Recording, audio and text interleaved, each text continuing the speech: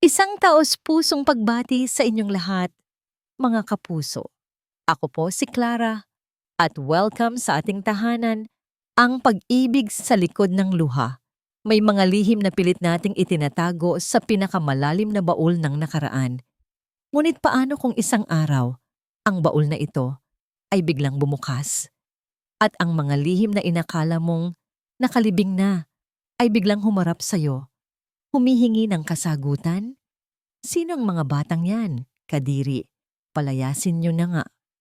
Ang matinis na boses ni Isabela ay tila isang matalim na kutsilyong humiwa sa masayang tugtugin at tawanan sa hardin ng mansyon ng mga De Villa. Agad na napahinto sa pag-inom ng kanyang champagne si Miguel. Naramdaman niya ang bahagyang paghigpit ng hawak ng kanyang nobya sa kanyang braso. Relax, I'll handle it.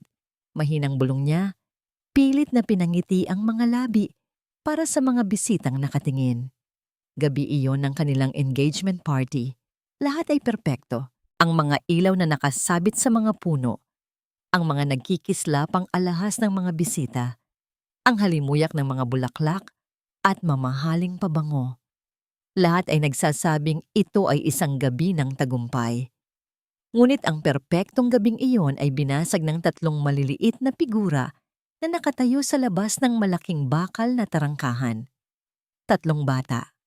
Madungis ang damit, magulo ang buhok, at may takot sa kanilang mga mata habang nakatingin sa maningning na mundo sa loob.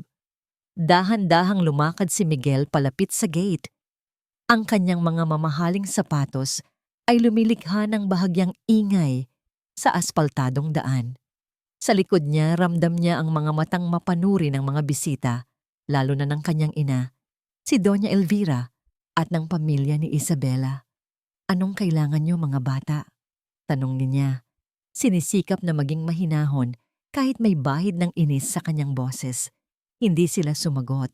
Sa halip, ang batang lalaki na mukhang pinakamatanda sa tatlo ay nanginginig na itinaas ang kanyang kamay. Hawak niya ang isang kupas na litrato. Kinunutan ni Miguel ng noo. Sumenya siya sa security guard na buksan ng bahagya ang gate para maabot ang litrato. Nang mahawakan niya ito, tila isang malakas na boltahe ng kuryente ang dumaloy sa kanyang buong katawan. Ang papel ay luma at malambot na sa tagal, pero ang mga mukha sa larawan ay malinaw pa rin.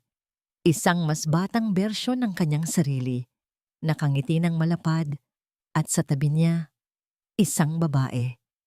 Ang babaeng matagal na niyang sinubukang ibaon sa limot. Ang mga mata niya, ang ngiti niya. Bago pa man niya maproseso ang lahat, isang sigaw ang pumunit sa katahimikan. Mga anak, isang babae ang tumatakbo, papalapit, hinihingal. Ang mukha ay puno ng pag-aalala.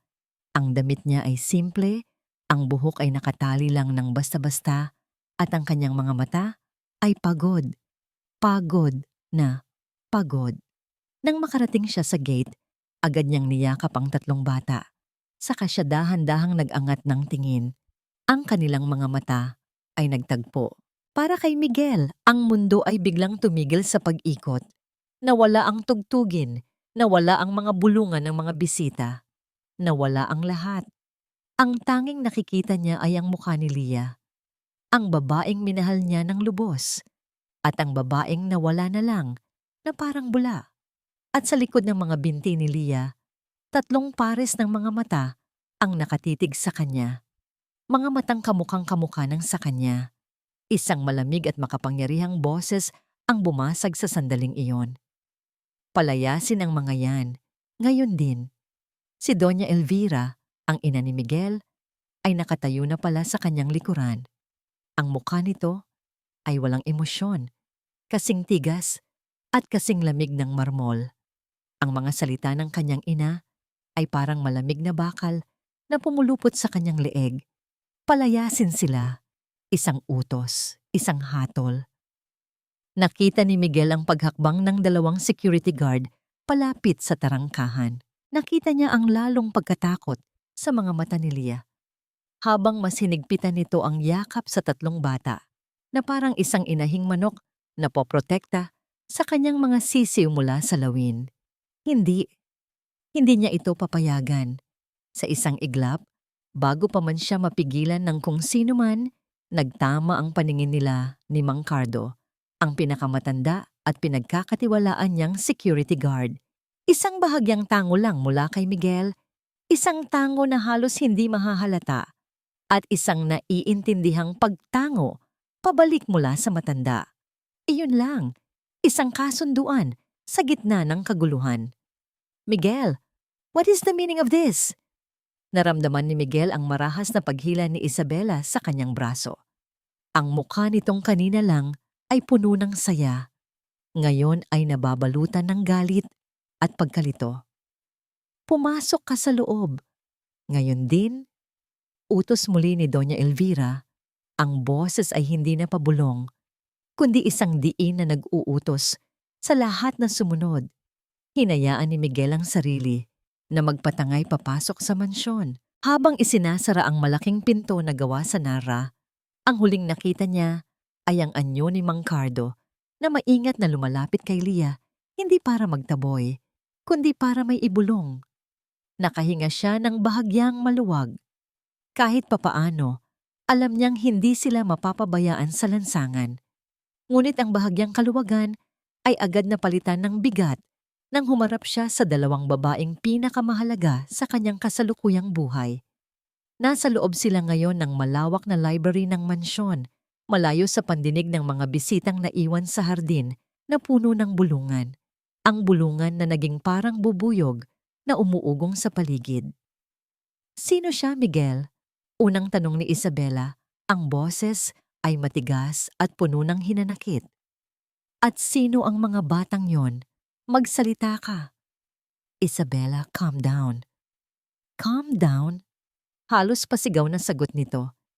Ipinahiya mo ako, Miguel. Ipinahiya mo ako sa harap ng lahat ng kaibigan natin. Sa harap ng pamilya ko. Anong sasabihin ko sa kanila? Hindi pa man nakakasagot si Miguel. Si Doña Elvira na ang nagsalita. Kalmado ang kanyang boses, ngunit mas nakakakilabot kaysa sa pasigaw na galit ni Isabela. Ang tanong ay hindi kung anong sasabihin niya sa kanila. Sabi ng matanda, habang nakatingin ng diretso kay Miguel. Ang tanong ay, anong gagawin mo para ayusin ang iskandalong ito? Hindi ito. Huwag mo akong subukang lokohin, Miguel. Putol ni Doña Elvira. Kilala ko ang babaeng yon. Siya ang dahilan kung bakit muntik mo nang sirain ang kinabukasan mo noon. Akala ko, tapos na tayo sa kabanatang yon. Pakiramdam ni Miguel ay para siyang nasa isang hukuman. Si Isabela ang taga-usig at ang kanyang ina, ang hukom, at siya, ang nasasakdal, ay wala man lang karapatang magsalita. Habang ang dalawang babae ay nagpapalitan ng mga akusasyon at plano kung paano lilinisin ang gulo, ang isip ni Miguel ay wala sa silid na yon. Lumilipad ito pabalik sa labas ng gate. Iniisip niya ang mukha ni Lia, ang pagod sa mga mata nito. Iniisip niya ang tatlong bata. Bigla, nagsimulang umambon. Maliliit na patak ng ulan ang tumama sa salamin ng bintana ng library. At sa isip ni Miguel, nakikita niya ang tatlong bata na nababasa ng ulan, nanginginig sa lamig. Sila ba ay may masisilungan? Ang puso niya ay tila pinipiga. Kailangan mong maglabas ng statement. A simple denial will do. Sasabihin nating mga palaboy lang sila na naghahanap ng pera. Hindi. Naputo lang sinasabi ni Doña Elvira na patingin sila pareho ni Isabela kay Miguel. Gulat sa biglaang pagsigaw nito. Hindi ko gagawin yan, mariing sabi ni Miguel. Ang kanyang mga kamao ay nakakuyom sa magkabilang gilid. Isang nakakabinging katahimikan ang namayani. Si Isabela ang unang bumasag dito. Lumapit siya kay Miguel. Ang kanyang mga mata ay parang dalawang nagbabagang uling. Ang kaninang hinanakit ay napalitan ng isang malamig na determinasyon. Tinitigan niya si Miguel ng diretso sa mata. Pumili ka, Miguel. Sila o ako. Ang mga huling bisita ay nakaalis na. Ang mansyon ng mga De Villa ay muling binalot ng isang marangyang katahimikan. Ngunit para kay Miguel, ang katahimikang yun ay mas nakakabingi kaysa sa pinakamalakas na ingay. Nakatayo siya sa harap ng salamin, sa kanyang maluwag na kwarto. Tinatanggal ang kanyang bowtie. Sa salamin, nakikita niya ang isang lalaking tila perpekto. Maayos ang buhok, suot ang isang mamahaling tuxedo. Ang mukha ay hinulma para sa mga pabalat ng business magazine. Ngunit sa likod ng mga matang iyon, isang bagyo ang nagwawala. Pumili ka, Miguel. Sila ko o ako. Ang mga salita ni Isabela ay paulit-ulit na tumatatak sa kanyang isipan. Isang pagpipilian na hindi niya alam kung paano haharapin. Sa kabilang dako ng magulong syudad, sa isang eskinita na amoy alikabok at basang lupa, huminto ang isang lumang taxi. Maingat na bumaba si Lia, akay-akay ang dalawang mas maliliit na bata. Habang ang panganay na lalaki ay nakasunod sa likod, mahigpit ang hawak sa laylayan ng damit ng ina. Dinala sila ni Mang Cardo sa isang maliit na paupahan. Ang kwarto ay simple lang, isang kama, isang maliit na mesa, at isang bentilador na umuugong. Malayo sa karangyaan ng mansyon, ngunit para kay Lia, ito ay isang kanlungan. Salamat po, Mang Cardo, sabi niya sa matanda. Ang boses ay pagod, ngunit puno ng pasasalamat. Walang anuman, ma'am. Magpahinga na po kayo. Pasensya na po kayo sa nangyari. Sagot ng matanda. May awa sa kanyang mga mata. Bago tuluyang umalis. Isinara ni Lia ang pinto. Agad niyang inasikaso ang mga anak. Pinunasan ang kanilang mga paa, pinalitan ang kanilang mga damit, at inayos ang kama para makatulog sila. Habang ginagawa niya ito, isang malakas at sunod-sunod na ubo ang kumawala mula sa kanyang dibdib. Isang ubong, tila umuuga sa kanyang buong katawan. Okay ka lang, mama? Tanong ng kanyang anak na babae. Ang mga mata ay puno ng pag-aalala. Ngumiti si Lia, isang pilit na ngiti. Okay lang si mama, anak. Humiga na kayo. Matulog na tayo.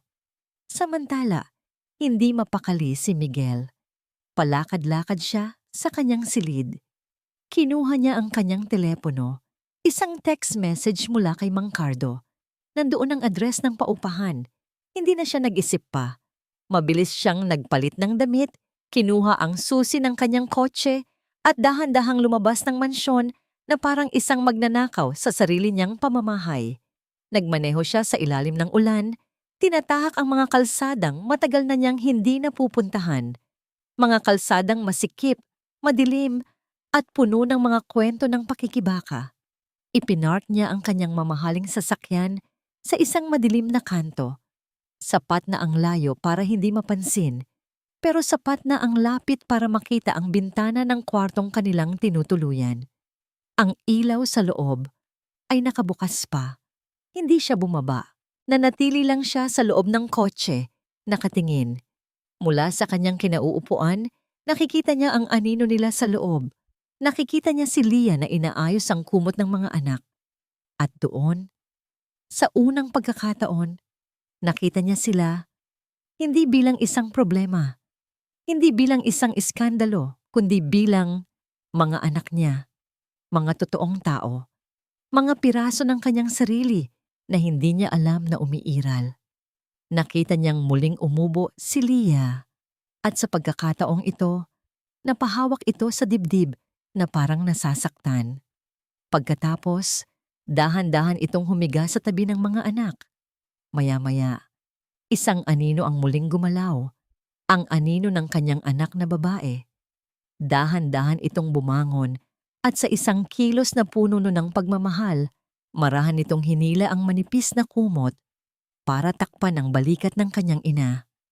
Ang maliit na kilos na yon, parang isang mainit na patak ng kung anong likido ang biglang kumalat sa kanyang dibdib. Isang bagay na matagal na niyang hindi naramdaman.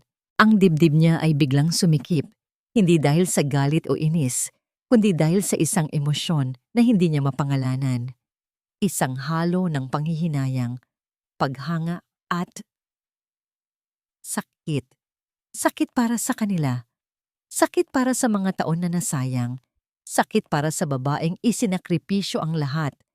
Habang siya ay nabubuhay sa isang palasyo, walang kamalay-malay sa lahat.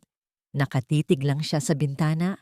Ang kanyang paghinga ay nagpapalamig sa salamin ng kotse. Gaano katagal na silang ganito? Paano nila nakakayang ngumiti?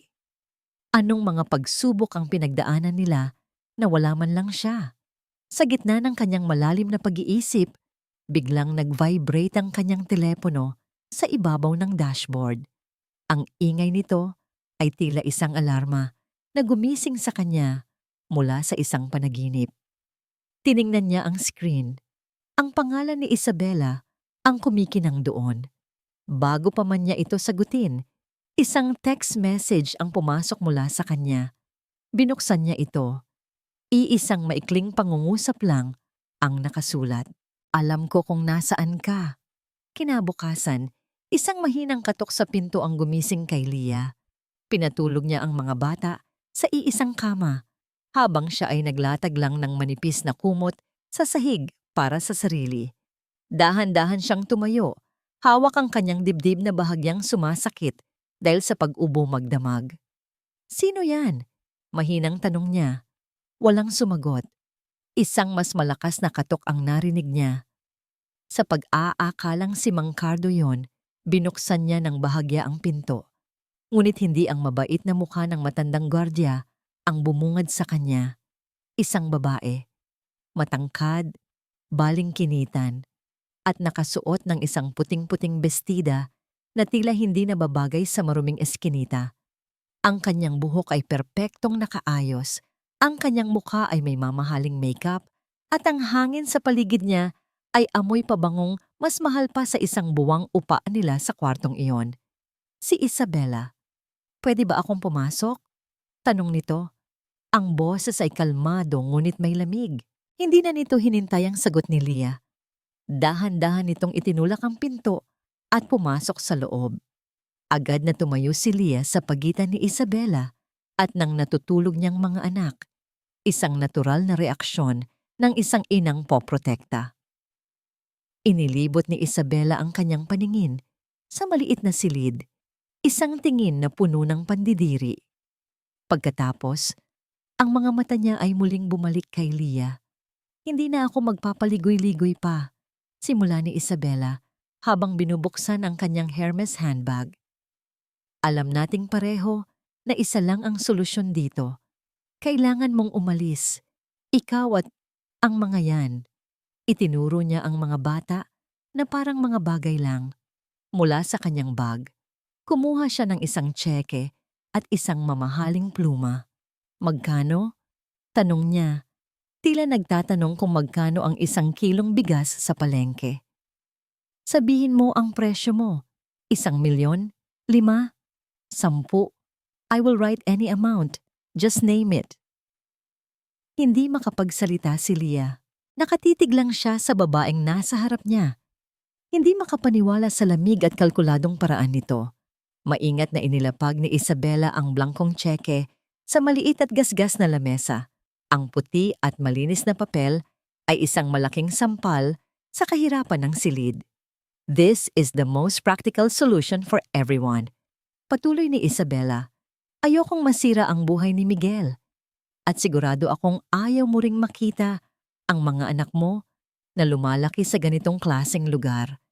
So, let's make a deal. Tanggapin mo ang pera at mawala na kayo na parang bula. For good. Sa wakas, nakahanap si Leah ng boses. Mahina, nanginginig, ngunit buo. Hindi kami aalis. Itinaas ni Isabela ang isang perpektong kilay. Excuse me? Narinig mo ako. Sabi ni Leah mas matatag na ngayon. Hindi ko kailangan ng pera mo. Isang sarkastikong tawa ang kumawala kay Isabela. Oh, please. Huwag na tayong magpanggap dito. Lahat ng tao ay may presyo, lalo na ang mga taong katulad mo. Ang mga salitang iyon ay parang mga karayom na tumusok sa puso ni Leah.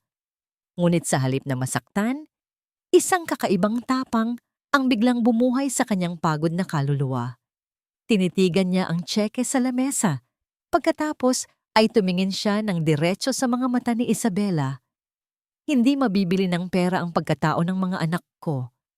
Ang simpleng pangungusap na yon ay tila isang malakas na sampal kay Isabela. Ang kanyang kalmadong maskara ay biglang nagkaroon ng lamat. Bakit ba ang tigas ng ulo mo? Inis na sabi ni Isabela. Gaya ng ginawa mo noon. Tumanggap ka na lang ng bayad at umalis. Natigilan si Lia. Gaya ng ginawa ko noon? Anong ibig niyang sabihin? Pero huli na. Nasilip ni Lia ang gulat sa mga mata ni Isabela na tila may nasabi itong hindi dapat sabihin. Mabilis itong tumalikod at naglakad papunta sa pinto. Pag-isipan mo ang sinabi ko, sabi nito bago tuluyang lumabas. This is my first and only offer. Naiwan si Lia na nakatayo. Ang kanyang isip ay gulong-gulo. Habang ang pinto ay sumasara, ang adrenaline sa kanyang katawan ay biglang nawala. Napalitan ito ng isang matinding pagod. Ang kanyang mga kamay ay nagsimulang manginig. Ang kanyang dibdib ay muling sumikip. Isang malakas na ubo ang muling kumawala. Ngunit sa pagkakataong ito, iba, may kasama itong matinding sakit. Hirap siyang huminga. Ang paningin niya ay biglang nanlabo. Napahawak siya sa lamesa para suportahan ang sarili, ngunit ang kanyang mga tuhod ay bumigay. Mama! Ang sigaw ng kanyang panganay na anak, ang huling narinig niya bago siya tuluyang bumagsak sa sahig at nilamon ng dilim. Ang telepono ni Miguel ay halos hindi pa tumitigil sa pagring mula nang iwan niya ang mansyon. Mga tawag mula kay Isabela, sa kanyang ina, sa kanyang opisina. Hindi niya sinagot ang mga ito. Ngayon, habang nagmamaneho siya pabalik sa maliit na eskinita, iisang tawag lang ang nagpabilis ng tibok ng kanyang puso. Numero ni Mang Cardo. Sir Miguel, ang boses ng matanda sa kabilang linya ay puno ng pag-aalala. Si Ma'am Lia po. Bigla na lang pong hinimatay. Papunta na po kami sa ospital. Parang isang malakas na kulog ang naririnig ni Miguel. Hindi na siya nagtanong pa.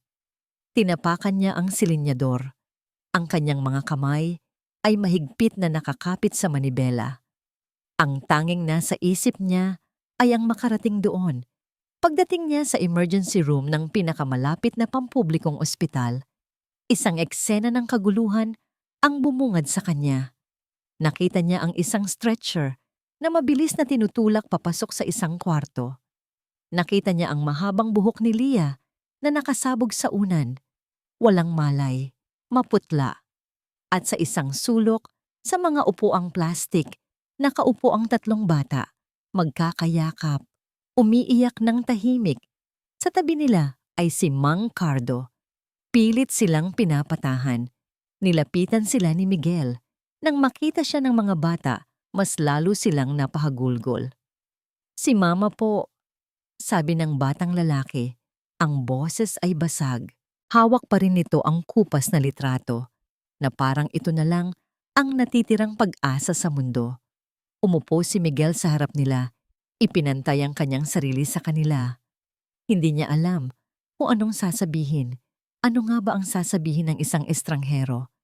Ng isang ama na ngayon lang nila nakita? Dahan-dahan niyang inilahad ang kanyang kamay.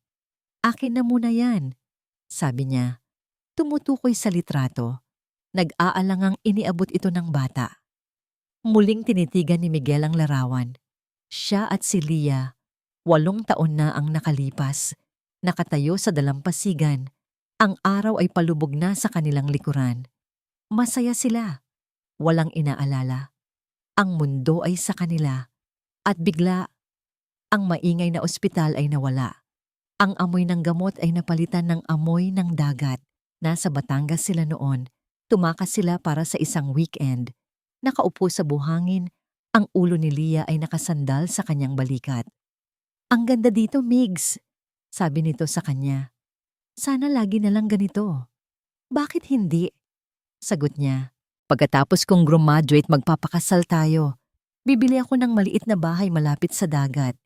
Ikaw, ako, at ang marami nating magiging anak. Tumawa si Leah. Isang tawang musika sa kanyang pandinig. Mula sa kanyang bulsa, inilabas nito ang litratong yon. Nakakakuha lang nila mula sa isang photographer sa tabing dagat. "O, sa'yo na to," sabi ni Leah. Iniaabot sa kanya ang litrato. "Para kahit magkalayo tayo, may isang piraso ka pa rin ng puso ko."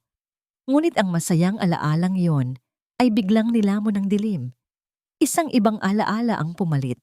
Nasa loob siya ng malamig at malawak na opisina ng kanyang ina. Si Leah ay nandoon din, nakayuko, umiiyak. "Hindi ka nababagay para sa anak ko, Hija," malamig na sabi ni Doña Elvira. "May malaki kaming pangarap para sa kanya. Isang pangarap na hindi ka kasama. Pero mahal po namin ang isa't isa," sagot ni Leah. Ang boses ay halos pabulong na lang. "Pag-ibig?" Isang mapanuyang tawa ang pinakawala ng kanyang ina. "Ang pag-ibig ay hindi nakakabayad ng utang. Ang pamilya mo, may utang na loob sila sa amin. Pinag-aral namin ang kapatid mo. Binigyan namin ng trabaho ang tatay mo sa bodega. Isang salita ko lang, Leah, at lahat ng yon ay pwedeng mawala." Nakita niya ang takot at kawalan ng pag-asa sa mga mata ni Leah. Ito ay isang bitag. Isang bitag na walang kawala. "Umalis ka na," huling sabi ng kanyang ina, "para sa kapakanan ng pamilya mo at para na rin sa kinabukasan ni Miguel." Kinabukasan wala na si Leah. Walang paalam, walang sulat. Naglaho na lang siya. At si Miguel, sa kanyang kabataan at kamangmangan, ay inakalang iniwan lang siya nito. "Sir? Sir Devia?" Isang boses ang pumutol sa kanyang malalim na pag-iisip. Pag-angat niya ng tingin, isang doktor na may seryosong muka ang nakatayo sa harap niya. Para siyang binuhusan ng nagyayelong tubig. Bumalik siya sa kasalukuyan, sa malamig na realidad ng ospital. Ngunit ngayon, may dala na siyang apoy sa kanyang dibdib, apoy ng galit. Galit sa kanyang ina, at galit sa kanyang sarili. Dahil naging bulag siya sa katotohanan. Tumayo siya. "Dok, kamusta na po siya?"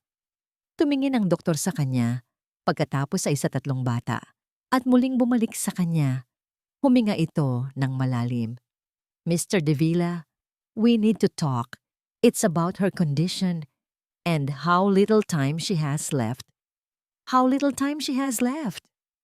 Ang mga salitang yon ay parang isang gong na paulit-ulit na umalingaw-ngaw sa loob ng isipan ni Miguel. Tinitigan niya ang doktor. Blanko ang muka habang ipinapaliwanag nito ang malubhang sakit sa puso ni Leah. Isang kondisyon na pinalala ng stress, pagod at kakulangan sa tamang gamutan. Isang bombang orasan na anumang oras ay maaaring sumabog. Pagkatapos ng usapan, iniwan ni Miguel ang mga bata sa pangangalaga ni Mang Cardo na nangakong hindi aalis sa kanilang tabi. Sumakay siya sa kanyang kotse. Hindi niya naramdaman ang bilis ng takbo ng sasakyan. Hindi niya napansin ang mga ilaw trapiko o ang mga bumubusinang jeep.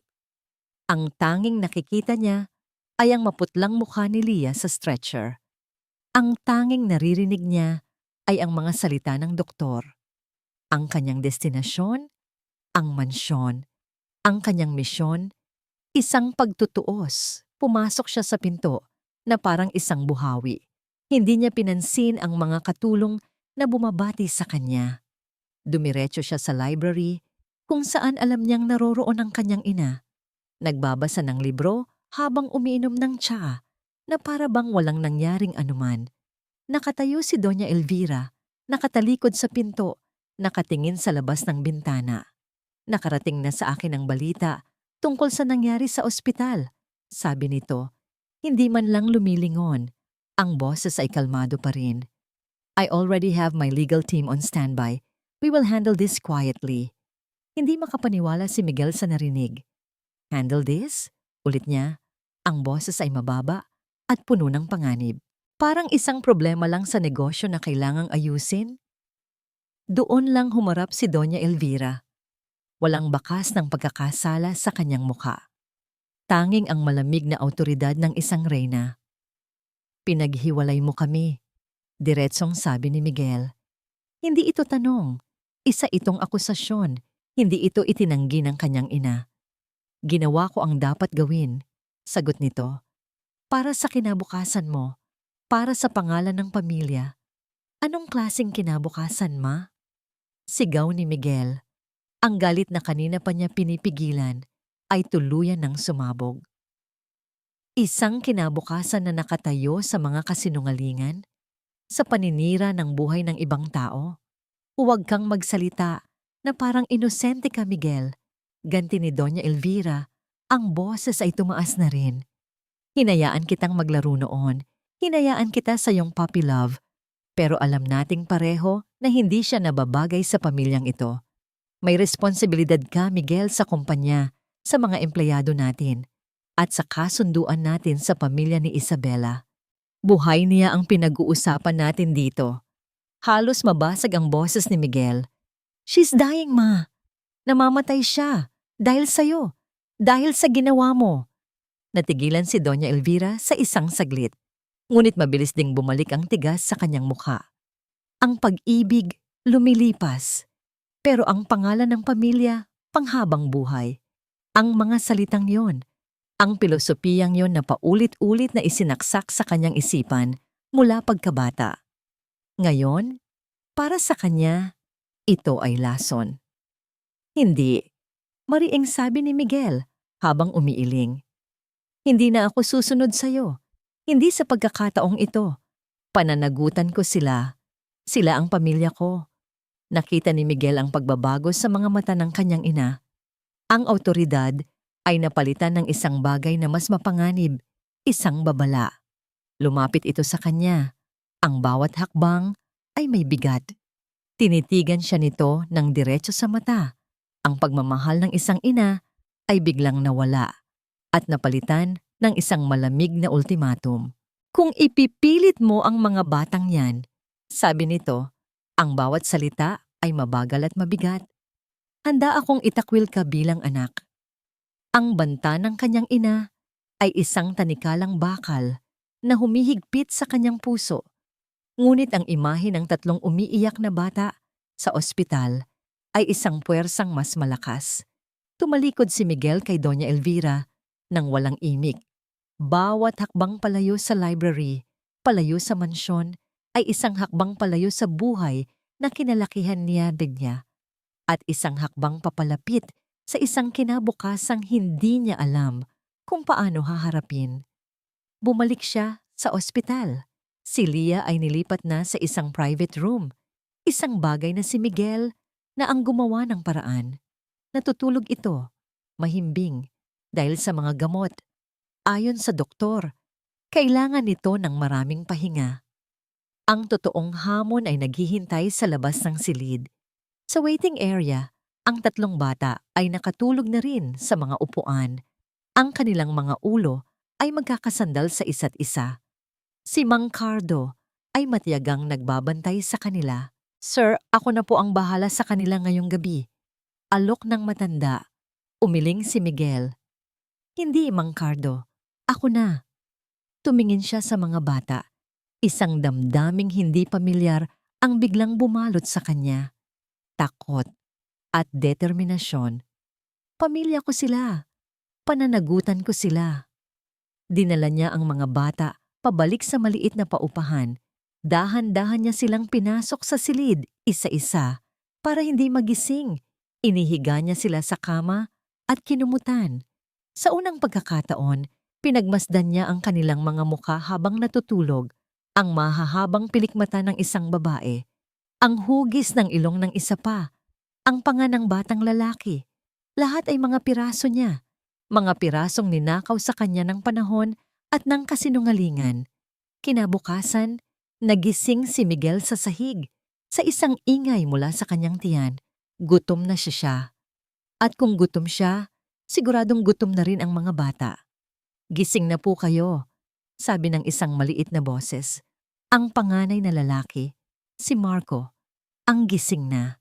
Isa-isang nagising ang dalawa pa, sina Angela at Sofia. Ang una nilang hinanap ay ang kanilang ina. Sa abot ng kanyang makakaya, Ipinaliwanag ni Miguel na kailangang magpagaling muna ng kanilang mama sa ospital. Pagkatapos noon, dumating ang isang problemang hindi pa niya naranasan sa buong buhay niya. Almusal. Sanay siyang may naghahanda ng pagkain para sa kanya. Ngayon, kaharap niya ang isang maliit na dekuryenteng lutuan at 3 pares ng mga matang nagugutom na nakatitig sa kanya. Anong gusto niyong kainin? Tanong niya. Pakiramdam niya ay ito na ang pinakamahirap na business proposal na hinarap niya. Nagkatinginan ang 3 bata. Kahit ano po, sagot ni Marco, ang sagot na laging ibinibigay ng mga batang pinalaki sa hirap. Nagbukas si Miguel ng mga munting cabinet. Walang laman, maliban sa kaunting bigas at isang pakete ng kape. Napakamot siya sa ulo. Sa buong buhay niya, hindi pa siya nakapagluto. Okay, plan B, sabi niya sa sarili. Magbihis kayo, lalabas tayo para mag-almusal. Ang salitang lalabas ay tila isang magic word.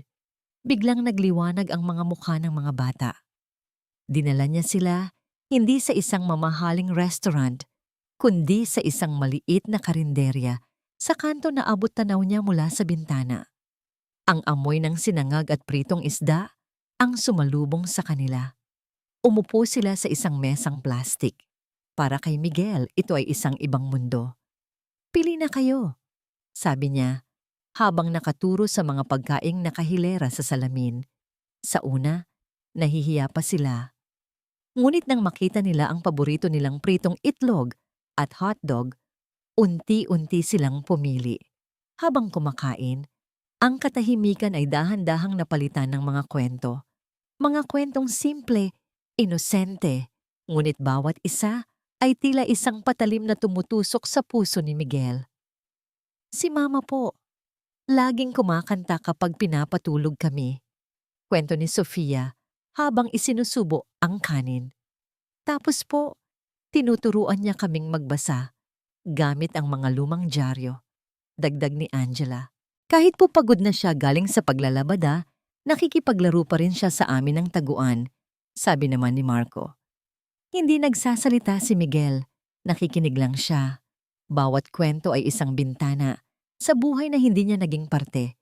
Isang buhay na puno ng pagmamahal sa gitna ng kahirapan. Isang buhay na binuo ni Leah, mag-isa. Ang pakiramdam ng pagkakasala ay tila isang malaking batong nakadagan sa kanyang dibdib na nagpapahirap sa kanyang paghinga. Sa gitna ng kanilang kwentuhan, si Angela, ang pinakatahimik sa 3, ay biglang tumigil sa pagkain. Tumingala ito at tumitig ng diretso sa mga mata ni Miguel. Ang kanyang mga mata ay malaki, bilog, at puno ng purong kuryosidad ng isang bata. Papa, mahinang tanong nito. Ang boses ay halos isang bulong lang. Bakit ngayon ka lang? Ang tanong, ang simpleng tanong na yon. Mas matindi pa ito sa sampal. Mas matalas pa sa kutsilyo. Mas mabigat pa sa lahat ng banta ni Doña Elvira. Nabitawan ni Miguel ang kanyang kutsara. Ang ingay ng pagbagsak nito sa plato ay tila isang putok ng baril sa umagang yon. Hindi siya makasagot. Walang salitang lumabas sa kanyang bibig. Ang tanging naramdaman niya ay ang biglaang pag-init ng kanyang mga mata. Nang biglang mag-ring ang kanyang telepono, nagulat siya. Mabilis niya itong kinuha sa kanyang bulsa, si Mang Cardo. Sir, sabi ng boses sa kabilang linya, puno ng pagmamadali at takot. Sir, may mga taga-media sa labas ng ospital. Nalaman na nila ang tungkol kay Ma'am Leah. Parang bombang sumabog ang balita. Hindi pa man nakakatayo si Miguel mula sa kinauupuan niya sa karinderya. Sunod-sunod na ang pag-vibrate ng kanyang telepono. Pagkatapos ni Mang Cardo, tumawag ang head of security ng kumpanya, ang kanyang personal na sekretarya, at ang PR department. Mabilis niyang binayaran ang kanilang kinain at isinakay ang mga bata sa kotse. Dito lang kayo, sabi niya. Ang boses ay mahigpit at seryoso. Huwag kayong lalabas. Babalikan ko kayo. Mabilis siyang bumalik sa ospital. Ang eksena ay mas malala pa sa inaasahan niya. Ang entrance ay puno na ng mga reporter, mga cameraman, at mga usisero. Ang mga flash ng camera ay tila kidlat sa maulap na umaga. Ang mga tanong ay parang mga bala na ipinapuputok sa ere. Mr. De Villa, sino po ang babaeng nasa loob? Totoo po ba ang balita? May kaugnayan po ba ito sa biglaang pag-postpone ng kasal nyo? Sa tulong ng mga security guard ng ospital, nagawa niyang makapasok sa loob. Dumiretso siya sa silid ni Leah. Nakasara ang mga kurtina. Tahimik sa loob. Ngunit sa labas, ang ingay ng mundo ay pilit na pumapasok. Alam niya kung sino ang may gawa nito. Hindi ito nagkataon lang. Ito ay isang kalkuladong pag-atake. Isang bala na pinakawalan para patayin hindi lang siya, kundi pati na rin si Leah at ang mga bata. At ang bala na yon ay may pangalan, Isabella, o ang pamilya nito. Ang kanyang telepono ay muling tumunog. Sa pagkakataong ito, isang numerong hindi niya inaasahan, ang ama ni Isabella. Miguel, sabi ng boses sa kabilang linya. Walang pagbati, tanging lamig at autoridad. I assume you know what's happening. The stocks of our shared ventures are dropping. My partners are asking questions. You have until this afternoon to fix this mess, or I will fix it for you. Am I clear? Bago pa man makasagot si Miguel, ibinaba na nito ang telepono. Isang malinaw na banta. Pag-uwi niya sa mansyon, isang war room ang kanyang dinatnan. Ang kanyang ina, kasama ang dalawang pinakamagagaling na abogado ng De Villa Corporation, ay nakaupo sa paligid ng malaking lamesa sa library. We have to do damage control, sabi ni Doña Elvira, hindi man lang siya tiningnan. We will schedule a press conference this afternoon. You will read a prepared statement. You will deny everything. You will say this woman is an extortionist, a liar trying to take advantage of our family's name. No, matigas na sagot ni Miguel. This is no longer about your feelings, Miguel. Giit ng kanyang ina. Ang mga mata ay parang dalawang piraso ng yelo. This is about the survival of this family, of this company. Isang salita mo lang na mali. At lahat ng pinaghirapan ng lolo mo, lahat ng pinaghirapan ko, ay guguho. Ang bigat ng mundo ay tila nasa balikat ni Miguel. Ang pangalan ng pamilya, ang libu-libong empleyado, ang kinabukasan ng isang imperyo, lahat ay nakataya. Kinahapunan, dinala siya ng tadhana sa isang 5-star hotel, sa isang function room na puno ng media. Habang naglalakad siya papunta sa podium, ang bawat hakbang ay parang paghakbang sa kumunoy. Ang mga flash ng kamera ay nakakabulag. Ang mga bulungan ay nakakabingi. Umupo siya sa harap ng mikropono. Sa kanyang tabi ay ang abogado ng pamilya. Sa kanyang harapan, isang dagat ng mga mukha, mga lente ng kamera, mga recorder na naghihintay sa kanyang bawat salita. Bago siya magsalita, ang kanyang kamay ay dahan-dahang napunta sa kanyang bulsa. Kinuha niya ang kanyang pitaka at mula sa isang lihim na lagayan, kinuha niya ang kupas na litrato, ang litrato nila ni Leah sa dalampasigan, ang huling piraso ng katotohanan sa isang mundong puno ng kasinungalingan. Tinitigan niya ito sa huling pagkakataon bago ito maingat na ibinalik. Huminga siya ng malalim. Nag-angat siya ng tingin. Isang reporter mula sa isang malaking TV network ang unang nagtaas ng kamay. Tumango ang moderator. Tumayo ang reporter. Hawak ang kanyang mikropono na parang isang sandata. Tumingin siya ng diretso kay Miguel. Mr. De Villa, totoo po ba na mayroon kayong 3 anak sa ibang babae? Ang buong silid ay biglang tumahimik. Lahat ng kamera ay naka-zoom in sa kanyang mukha. Lahat ng mikropono ay nakatutok sa kanya. Hinihintay nila ang kanyang sagot. Ang sagot na magdidikta ng kanyang kapalaran. Isang nakakabinging katahimikan ang bumalot sa buong function room. Ang tanging maririnig ay ang sunod-sunod na pag-click ng mga kamera na tila mga segundong lumilipas sa isang bombang malapit ng sumabog. Nakatingin ang lahat kay Miguel. Ang kanyang abogado sa tabi niya ay bahagyang umubo. Isang senyales para sundin niya ang napag-usapang script, ang pagtanggi. Nakita niya sa gilid ng kanyang mata ang mga ahente ng PR ng kumpanya. Ang kanilang mga mukha ay tensyonado. Ang buong imperyo ng De Villa ay nakasalalay sa kanyang susunod na sasabihin. Tumingin siya sa mga mukha ng mga reporters sa kanyang harapan. Ngunit hindi sila ang nakikita niya. Ang nakikita niya ay ang mukha ni Leah, maputla at walang malay sa kama ng ospital. Ang nakikita niya ay ang mukha ni Marco, matapang na itinatago ang takot, habang hawak ang kanilang kupas na litrato. Ang nakikita niya ay ang mga mata ni Angela, puno ng inosenteng tanong. Bakit ngayon ka lang? Huminga siya ng malalim, isang hiningang tila nagmula pa sa kalaliman ng kanyang kaluluwa. Ang hiningang iyon ay ang pagpapakawala sa lahat ng bigat, sa lahat ng kasinungalingan, sa lahat ng tanikala na pumulupot sa kanya sa loob ng maraming taon. Dahan-dahan siyang lumapit sa mikropono. Ipinikit niya ang kanyang mga mata sa isang saglit. Pagkatapos ay iminulat niya itong muli.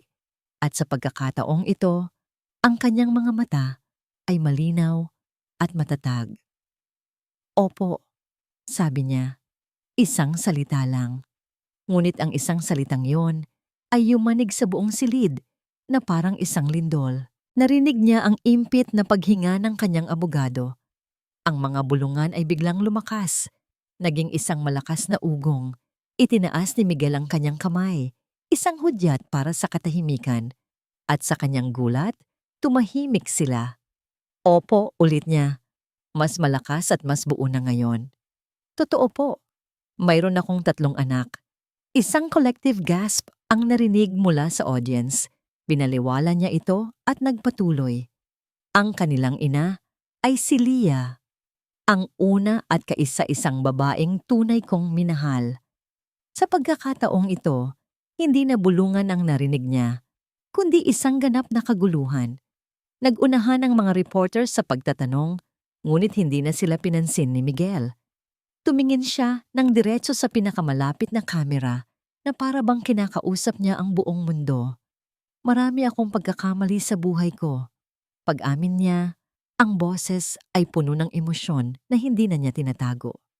Ang pinakamalaki sa lahat ay ang hinayaan kong mawala sila sa buhay ko noon. It was a mistake born out of my youth, my fear, and my blindness. Isang pagkakamali na habang buhay kong pagsisisihan. Huminga siya ng malalim, pero hindi ko na uulitin ang pagkakamaling iyon. Tumingin siya sa paligid, sa bawat mukha sa silid, bago muling ibinalik ang tingin sa kamera. I lost them once. I will not make the same mistake again. They are my children. Tumayo siya. Hindi na niya kailangang sabihin pa ang anuman. Ang kanyang mga salita ay nakaukit na sa ere. Tumalikod siya mula sa podium. Binaliwala ang ingay at kaguluhan sa kanyang likuran. Habang naglalakad siya papalabas, sinalubong siya ng galit na mukha ng kanyang abogado. What have you done? Sinira mo ang lahat. Hindi siya pinansin ni Miguel. Nagpatuloy siya sa paglakad. Sa bawat hakbang, nararamdaman niya ang paggaan ng kanyang pakiramdam. Ang bigat na matagal na niyang pinapasan ay biglang nawala. Sa unang pagkakataon, sa loob ng maraming taon, naramdaman niyang malaya siya. Malaya at buo. Ngunit nang makalabas siya ng hotel, habang papalapit sa kanyang kotse, ang kanyang telepono ay muling tumunog. Isang hindi rehistradong numero. Sinagot niya ito. Hello? Sir, ako po ito, yung nurse sa private wing. Sabi ng isang nanginginig na boses ng babae sa kabilang linya. Nurse po ako ni Ma'am Leah. Bakit? Anong nangyari? Biglang kabog ng dibdib ni Miguel. Sir, ang pasyente. Si Leah, nawawala po siya. Anong ibig mong sabihin na nawawala siya? Halos pasigaw na tanong ni Miguel sa telepono habang mabilis na naglalakad papunta sa kanyang kotse. Hindi po namin alam, sir. Pagbalik ko po galing sa break, wala na po siya sa silid. Ang sabi po ng ibang nurse, Nakita daw po siyang naglalakad palabas ng ospital. Sinubukan po naming pigilan pero hindi na tinapos ni Miguel ang pakikinig. Pinaharurot niya ang sasakyan, ang mga gulong ay screech sa semento. Ang pakiramdam ng kalayaan na naramdaman niya kanina ay biglang naglaho, napalitan ng isang nakakakilabot na takot. Saan siya pupunta? Sa kondisyon niyang iyon? Isa lang ang pumasok sa isip niya, ang mga bata. Mabilis niyang tinawagan si Mang Cardo. Nasaan kayo? Nasa paupahan pa rin po, sir. Kayo po. Napanood po namin sa balita ang ginawa niyo. Ang tapang niyo po, sir. Mang Cardo, pakinggan mo ako, sabi ni Miguel. Ang boses ay desperado. Umalis si Lia sa ospital. Papunta ako dyan. Huwag na huwag ninyong hahayaang umalis ang mga bata. Bantayan mo sila. Pagdating niya sa eskinita, halos tumalon siya palabas ng kotse. Ngunit huli na siya. Sa labas ng pinto ng paupahan, nakita niya si Lia. Nakatayo. Nanginginig. Ang suot pa rin niya ay ang damit ng ospital. At sa harap niya, ang 3 bata. Umiiyak habang pilit niyang hinihila. Mama? Saan po tayo pupunta? Tanong ni Marco. Pilit na kumakawala sa hawak ng ina. Alis tayo, anak, sabi ni Lia. Ang boses ay basag at puno ng pagpapanik. Kailangan nating umalis dito. Lia! Napalingon si Lia sa sigaw ni Miguel. Nang makita siya nito, ang takot sa mga mata niya ay napalitan ng isang bagay na mas masakit. Hinanakit. Anong ginawa mo? Tanong ni Lia. Umiiyak na ngayon. Bakit mo ginawa yon? Sinira mo ang buhay mo, Miguel, dahil sa amin. Napanood niya ang press conference sa maliit na TV sa nurses station. Nakita niya ang sakripisyo ni Miguel at para sa kanya, nasanay na mag-isa at magdusa, ang sakripisyong yon ay isang pabigat na hindi niya kayang tanggapin. Inakala niyang sinisira niya ang lalaking minsan niyang minahal. Hindi, Lia, inayos ko ang buhay ko, sabi ni Miguel, dahan-dahang lumalapit. For the first time in my life, ginawa ko ang tama. Tama? Tumawa si Lia, isang tawang walang saya. Anong tama doon, Miguel? Itatakwil ka ng pamilya mo. Mawawala sa iyo ang lahat. Hindi ko hahayaang mangyari yon. Alis kami. Babalik kami sa probinsya. Kakalimutan nating nangyari ang lahat ng ito. Hindi ako papayag, mariing sabi ni Miguel. Nasa harap na niya ito ngayon. Hindi na ulit. Wala kang karapatan, sigaw ni Lia. May karapatan ako. Mga anak ko sila. Ganting sigaw ni Miguel. Nakatayo sila sa gitna ng eskinita. Ang 3 bata ay umiiyak sa gitna nila. Ang kanilang mga magulang, nagtatalo, sinasaktan ng isa't isa, gamit ang mga salitang nababalot ng 8 taong sakit at paghihirap. Sa gitna ng kanilang pagtatalo, nakita ni Miguel ang pagod sa mga mata ni Lia. Ang pamumutla ng kanyang mga labi. Alam niyang hindi na nito kaya. Kailangan niyang itigil ito. Sa isang kilos na hindi niya pinag-isipan, sa isang kilos na nagmula sa kaibuturan ng kanyang pusong nagsisisi, ginawa niya ang isang bagay na hindi pa niya nagawa noon. Lumuhod siya sa maruming semento ng eskinita. Sa harap ni Lia, sa harap ng kanilang mga anak. Ang makapangyarihang si Miguel de Villa. Lumuhod. Hinawakan niya ang nanginginig na kamay ni Lia. Malamig ito. Huwag kang umalis, sabi niya. Ang boses ay nagmamakaawa, puno ng pagsusumamo. Please, huwag mo na akong iwan ulit. Napahinto si Lia. Napahinto ang mga bata sa pag-iyak. Lahat ng galit sa puso ni Lia ay tila biglang natunaw sa harap ng lalaking nakaluhod sa kanyang paanan. Ang lalaking minsang naging mundo niya, ngayon ay nagmamakaawa. Ang kanyang mga mata ay puno ng luhang hindi na niya pinipigilan. Dahan-dahan, dinala ng kanyang kabilang kamay ang sarili nito sa pisngi ni Miguel. Ang kanyang daliri ay marahang humaplos sa balat nito, na para bang sinusuri kung totoo ang lahat ng nangyayari. Ang mga luhang kanina ay puno ng galit at takot. Ngayon ay naging luha ng pagkalito, ng sakit, at ng isang maliit na butil ng pag-asang matagal na niyang ibinaon. Naramdaman ni Miguel ang haplos na yon. Para itong tubig sa isang taong nauuhaw. Itinapat niya ang kanyang pisngi sa palad ni Lia. Ipinipikit ang kanyang mga mata. Dinadama ang init na matagal na niyang hinahanap-hanap. Sa isang saglit, nawala ang maruming eskinita. Nawala ang takot at ang sakit. Ang natira lang ay silang dalawa. Sa isang bulang gawa, sa 8 taong pangungulila. Ngunit ang saglit na yon ng katahimikan ay biglang binasag. Hindi pa pala tapos ang drama. Isang tunog ng takong ng sapatos sa semento. Isang tunog na hindi nababagay sa lugar na yon. Kasabay ng tunog na yon ay isang malamig at pamilyar na boses. Agad na napatayo si Miguel, inilalagay ang kanyang sarili sa pagitan ng bagong dating at ni Lia. Nakatayo sa bukana ng eskinita si Isabela. Ang kanyang puting bestida ay tila isang apoy sa gitna ng madilim na paligid. Ang kanyang mukha, na laging perpekto at kalmado, ngayon ay nababalutan ng isang ngising puno ng galit. At sa likod niya, 2 malalaking lalaki ang nakatayo. Ang kanilang mga mukha ay walang emosyon. Ang kanilang mga braso ay nakakrus sa kanilang mga dibdib. Isabela, umalis ka na dito, mariing sabi ni Miguel.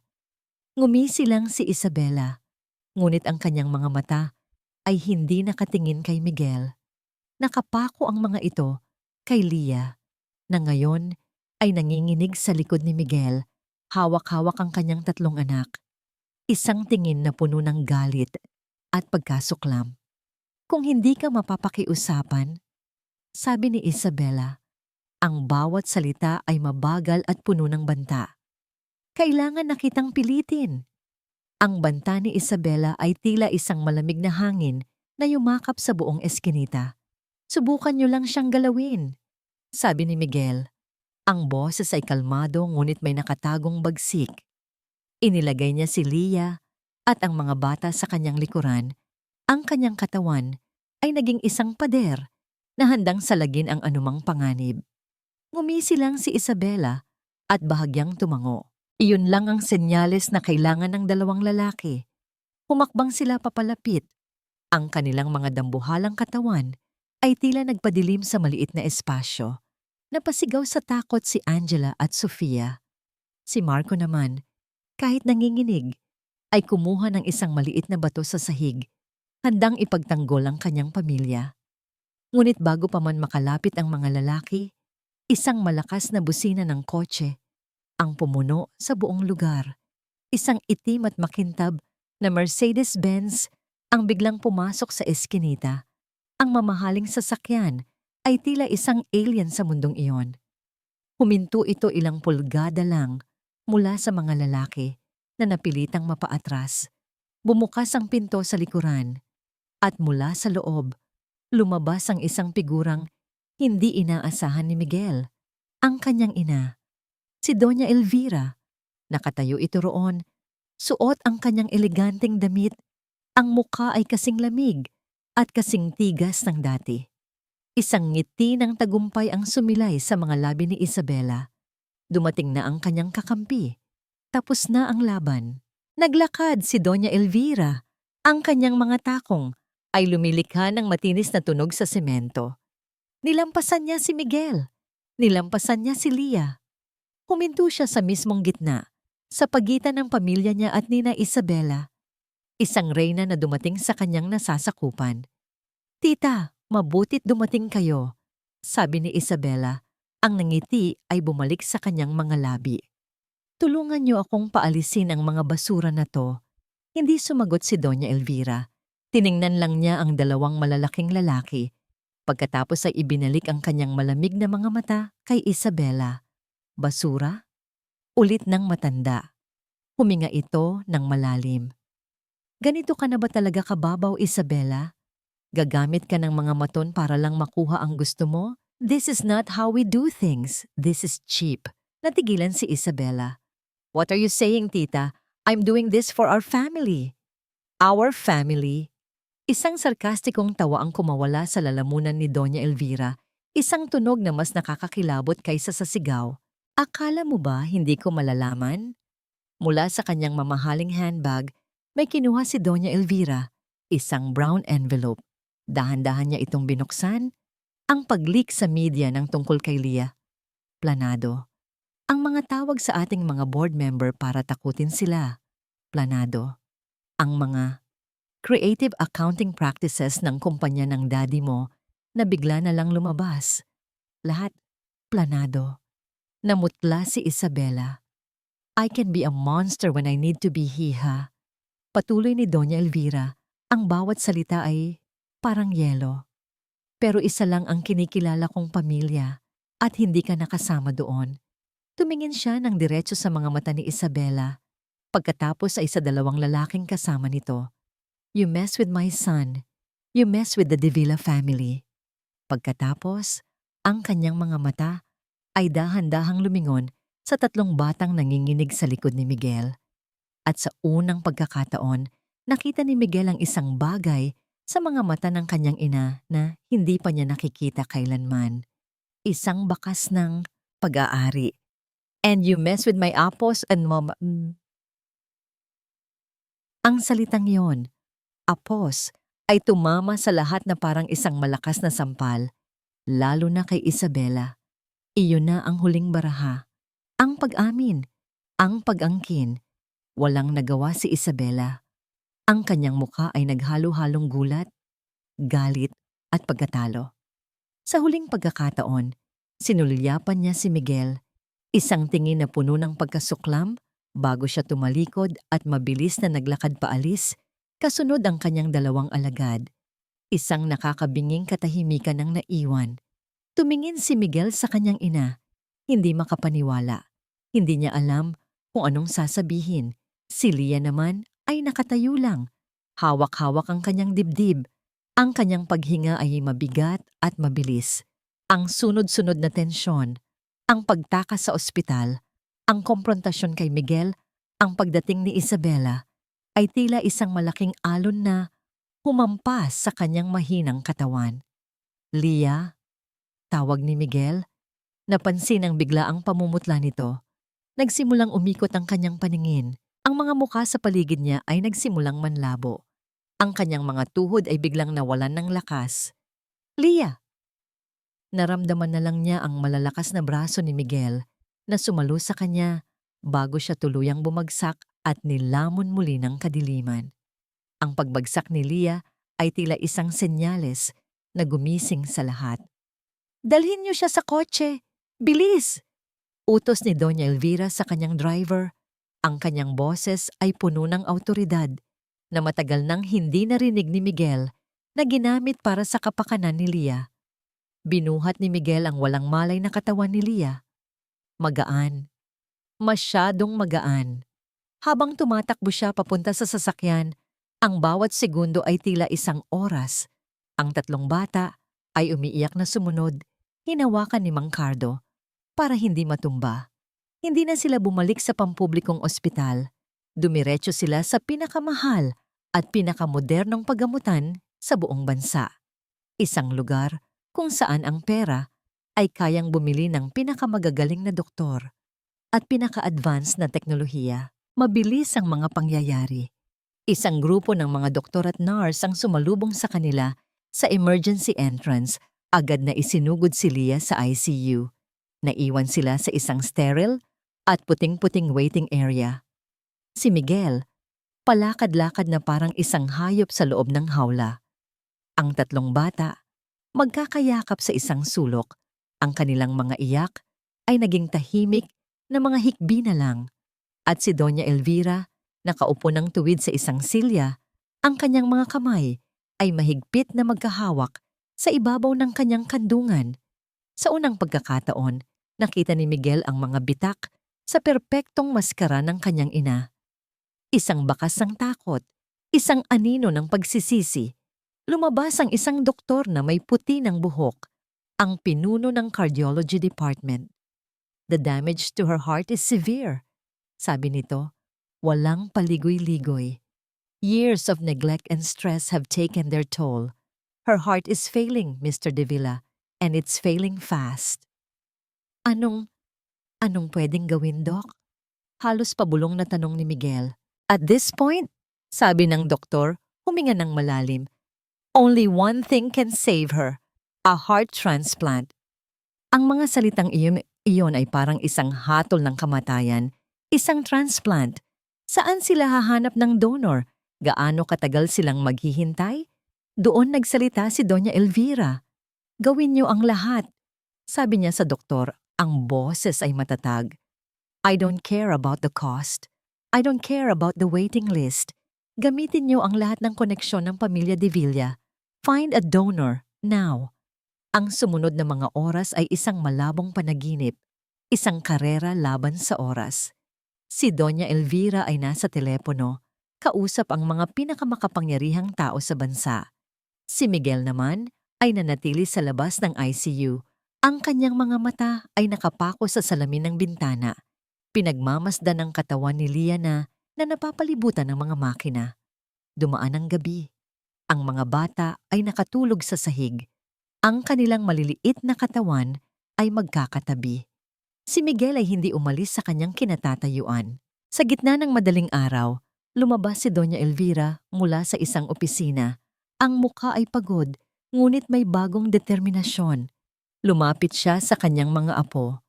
Kumuha siya ng isang kumot mula sa nurse at maingat na kinumutan ng mga ito. Pagkatapos, umupo siya sa sahig, sa tabi nila. Isang bagay na hindi kailanman inakala ni Miguel na gagawin ng kanyang ina. Lola? Nagising si Angela. Kinukusot ang kanyang mga mata. Natigilan si Doña Elvira. Ito ang unang pagkakataon na tinawag siya sa salitang iyon. Matulog ka na, Hija. Mahinang sabi niya. Hindi po ako makatulog, sagot ng bata. Natatakot po ako para kay Mama. Isang mahabang katahimikan. Hindi alam ni Doña Elvira kung paano mag-comfort ng isang bata. Ngunit sinubukan niya. Gusto mo ikwento kita? Alok niya. Ang boses ay medyo alanganin. Tumango ang bata. Noong unang panahon, simula ng matanda, may isang magandang prinsesa na nakatulog ng napakatagal. Ang lahat ay nalungkot. Akala nila, hindi na siya magigising pa. Pero hindi sila nawalan ng pag-asa. Naghintay sila. Dahil alam nilang darating din ang isang milagro. Habang nagsasalita siya, ang kanyang mga mata ay nakatingin sa pinto ng ICU. Hindi ito kwento para sa apo niya. Ito ay isang panalangin. Makalipas ang ilang oras, isang nurse ang mabilis na lumabas. May donor na po. Isang milagro. Muling isinugod si Lia sa operating room. At muli, nagsimula ang paghihintay. Mas mahaba, mas nakakakaba. Ang orasan sa pader ay tila hindi gumagalaw. Bawat tiktak nito ay isang pagsubok sa kanilang katatagan. Si Miguel, si Doña Elvira, at ang tatlong bata na ngayon ay gising na, ay magkakasamang nakaupo sa labas. Ang kanilang mga kamay ay magkahawak, bumubuo ng isang kadena ng pag-asa. Pagkatapos ng 6 na oras, ang pulang ilaw sa itaas ng pinto ng operating room ay biglang namatay. Napahinto ang paghinga ng lahat. Dahan-dahang bumukas ang pinto. Lumabas ang doktor. Pagod na pagod ang mukha. Tinanggal niya ang kanyang surgical mask. Ang kanyang mukha ay hindi mabasa. Walang ngiti. Walang lungkot. Tumingin siya sa kanila at sa isang saglit walang nagsalita. Tumingin ang doktor sa kanila at sa isang saglit walang nagsalita. Pagkatapos, isang maliit at pagod na ngiti ang dahan-dahang sumilay sa kanyang mga labi. The surgery, sabi niya, was successful. She's stable. She's a fighter. Isang kolektibong paghinga ng ginhawa ang pinakawalan ng lahat. Para silang mga manlalakbay na nakarating sa dulo ng isang napakahabang paglalakbay. Si Miguel ay napasandal sa pader. Ang kanyang mga tuhod ay biglang nanghina. Si Doña Elvira naman ay napapikit na lang at isang butil ng luha ang tumakas mula sa kanyang mga mata. Ang unang luha na nakita ni Miguel sa kanyang ina sa loob ng maraming taon. Ang tatlong bata, sa kanilang pagka-inosente, ay hindi pa lubos na naiintindihan ang lahat. Ngunit nang makita nila ang nangiti sa mukha ng doktor at ang luha ng kanilang lola, naintindihan nila. Niyakap nila ang binti ni Miguel. Tapos na ang masamang panaginip. Lumipas ang mga linggo. Ang recovery ni Leah ay mabagal, ngunit sigurado. Ang bagong puso sa kanyang dibdib ay unti-unting tinatanggap ng kanyang katawan. Sa mga linggong iyon, ang silid ng ospital ay naging isang bagong uri ng tahanan. Si Miguel ay halos hindi na umuuwi sa mansyon. Sa araw, nasa tabi siya ni Leah, nagbabasa ng libro, nagbabalat ng prutas o simpleng nakaupo lang sa tabi nito, binabantayan ang bawat paghinga. Sa gabi, kapag tulog na si Leah, sa sofa siya natutulog, ayaw iwan ang kanyang pwesto. Ang dating makapangyarihang CEO ay naging isang full-time na tagapag-alaga. Si Doña Elvira naman ay araw-araw na dumadalaw, ngunit ang kanyang pagdalaw ay hindi para kay Leah, kundi para sa mga bata. Dinadalhanon niya sila ng mga laruan at masasarap na pagkain na luto ng chef sa mansyon. Madalas, nakikita sila ni Miguel na magkakasamang nakaupo sa waiting area. Ang kanyang ina ay matiyagang tinuturuan ang mga apo na magsulat. Ang yelo sa puso ng matanda ay unti-unti nang natutunaw. Ang balita tungkol sa pamilya ni Isabela ay mabilis ding kumalat. Dahil sa mga ebidensyang inilabas ni Doña Elvira, bumagsak ang kanilang kumpanya. Ang kanilang pangalan ay nadungisan at ang kanilang pamilya ay nawala sa alta sosyedad na parang bula. Isang tahimik na hustisya ang naganap. Isang hapon, gising na si Leah at medyo malakas na. Nakaupo siya sa kama habang si Miguel naman ay sinusubukang magbalat ng mansanas para sa kanya. "Mag-iingat ka dyan," mahinang sabi ni Leah, isang maliit na ngiti sa kanyang mga labi. "Don't worry, I'm a pro," mayabang na sagot ni Miguel. Ngunit sa kanyang pagyayabang, biglang dumulas ang kutsilyo at nahiwa ang kanyang daliri. Aray! Isang mahinang tawa ang kumawala kay Leah. Ang unang tawa na narinig ni Miguel mula sa kanya sa loob ng napakatagal na panahon. Ang tunog niyon ay mas matamis pa sa kahit anong musika. Napatitig si Miguel sa kanya, sa kanyang pagtawa, sa kanyang mga matang muling nagkaroon ng buhay. Tumigil sa pagtawa si Leah. Kinuha niya ang first aid kit sa tabi ng kama. Maingat niyang kinuha ang kamay ni Miguel. Ang kanyang mga kamay, na dati nanginginig at mahina, ngayon ay kalmado at sigurado habang nililinis niya ang maliit na sugat at nilalagyan ito ng band-aid. Walang nagsasalita sa kanila. Hindi na kailangan. Ang simpleng kilos na yon, ang kanyang pag-aalaga, ay sapat na. Isang tanda ng kapatawaran, isang tanda ng panibagong simula. Habang hawak niya ang kamay ni Miguel, tinitigan siya nito ng diretso sa mata. Ang kanyang mga mata ay seryoso, puno ng isang emosyon na matagal na niyang itinatago. "Leah," sabi niya, ang boses ay halos isang bulong. "Bigyan mo ako ng isa pang pagkakataon." Huminga siya ng malalim. "Pakasalan mo ako." Ang mga luha ay biglang namuo sa mga mata ni Leah. Nakatitig lang siya kay Miguel. Ang kanyang puso ay tumitibok ng malakas at malusog sa kanyang dibdib. Isang pusong handa ng muling umibig, ngunit hindi siya sumagot. Ang katahimikan ni Leah ay hindi isang pagtanggi.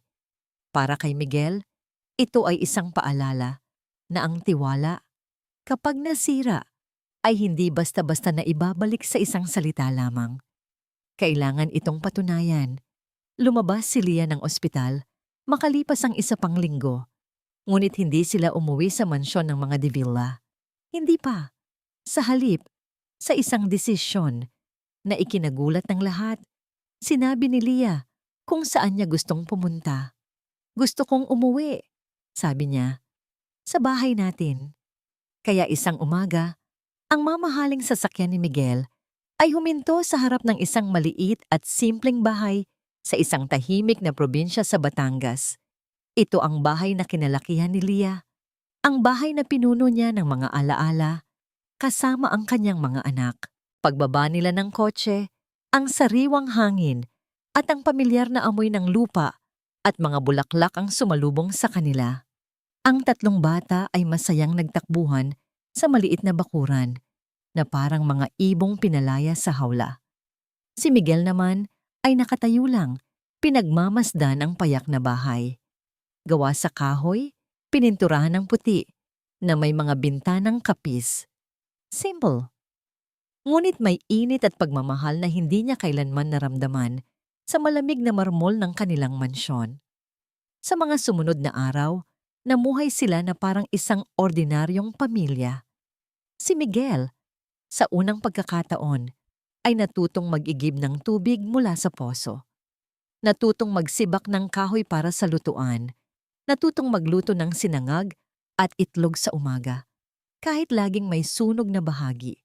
Si Lia naman, habang nagpapalakas, ay nauupo sa silyang tumba-tumba sa kanilang beranda.